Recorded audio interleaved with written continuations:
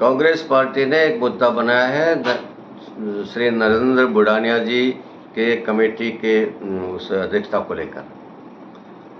मैं याद दिलाना चाहता हूँ कांग्रेस के साथियों को, सत्र जब चल रहा था, सत्र में प्रस्ताव आया, मैंने ही प्रस्ताव रखा था कमेटियों के गठन का, और उसके अनुरूप सारे सदन ने सर्वसम्मति से कमेटियों के गठन का अधिकार स्पीकर साहब को, अध्यक्ष महोदय को सौंप दिया था। उस अधिकार का प्रयोग करते हुए अध्यक्ष महोदय ने कमेटियों का पुनर्गठन किया है। ये हमेशा होता रहा है, हर साल होता है, कोई भी पार्टी सत्ता में हो, अध्यक्ष कोई भी हो, हर साल ऐसा ही होता है।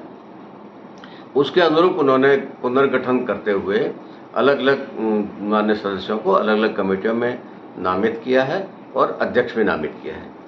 बुढ़ानिया जी को हटाया गया है, ये हवा कांग्रेस बना रही है, जबकि उन्हें हटाया नहीं गया है, उनकी कमेटी बदली गई है। और ऐसा सिर्फ उनके साथ नहीं हुआ है, 3 और मान्य सदस्यों के साथ भी हुआ है।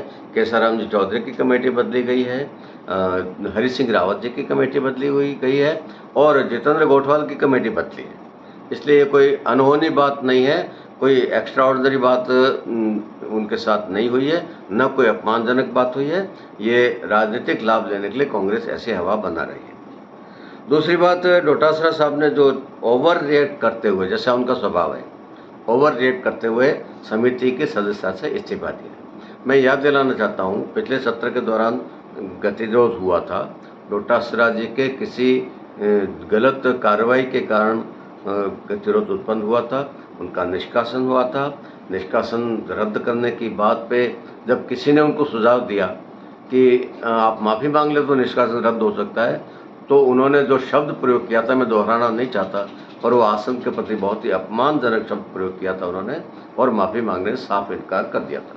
कई दिन के गतिरोध के बाद कांग्रेस पार्टी ने खुद ने निर्णय किया, और उस निर्णय के आधार पे मुख्यमंत्री से उनका संपर्क हुआ, और मुख्यमंत्री जी और नेता प्रतिपक्ष के बीच में जो वार्तालाप हुई, उसके आधार पे नेता प्रतिपक्ष ने डोटासरा जी के बिहाफ पर क्षमा याचना की, और तब वो गतिरोध समाप्त हुआ था। नेता प्रतिपक्ष ने कांग्रेस पार्टी के निर्णय के बाद, मुख्यमंत्री से सलाह के बाद जो क्षमा याचना की थी, उसको भी डोटासरा जी ने आज तक मन से स्वीकार नहीं किया, और उस दिन के बाद आज तक उन्होंने विधानसभा भवन के अंदर पैर नहीं रखा है। ये मैं बहुत जिम्मेदारी के साथ कह रहा हूँ।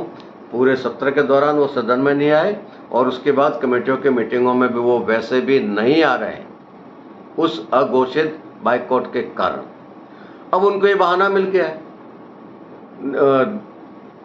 इस बहाने से, बुढ़ानिया जी के बहाने से, वो इस्तीफे का नाटक करके राजनीतिक लाभ लेने का प्रयास कर रहे हैं, और इस सामान्य मुद्दे को, विधानसभा के सामान्य प्रक्रिया के मुद्दे को राजनीतिकरण करते हुए कांग्रेस पार्टी के हित में राजनीतिक लाभ लेने का प्रयास कर रहे हैं। वो निंदनीय है, मैं उसकी निंदा भी करता हूं, और कांग्रेस पार्टी को सुझाव देता हूं कि वो ऐसे अनावश्यक मुद्दों पर बयानबाजी नहीं करे, और ईश्वर से प्रार्थना करता हूं कांग्रेस को सद्बुद्धि दे।